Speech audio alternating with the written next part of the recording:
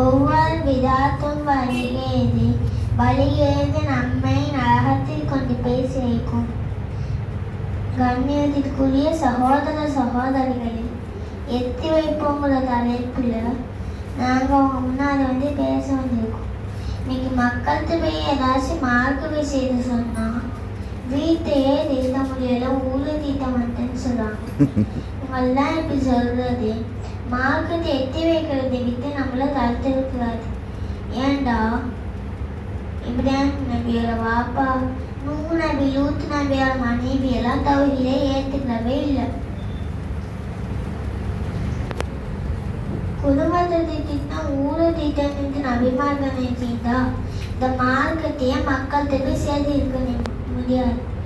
நபி ஸல்லல்லாஹு அலைஹி வஸல்லம் அவங்க என்ன சொல்லிக்கிறாங்க தெரியுமா?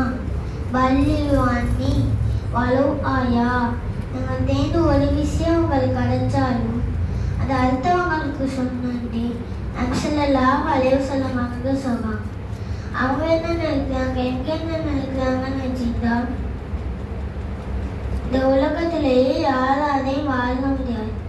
யாரும் என்னமும் செஞ்சுட்டு விடாதான் நினைக்காம அல்லாஹ்வுக்காக மார்க்கத்தை எத்தி வைக்கக்கூடிய மக்களாக வல்ல இறைவன் என்னை உங்களே ஆக்கி அருள் புரிவானாக.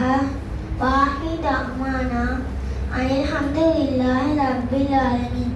அஸ்ஸலாமு அலைக்கும் வரஹ்மத்துல்லாஹி வபரகாத்துஹு.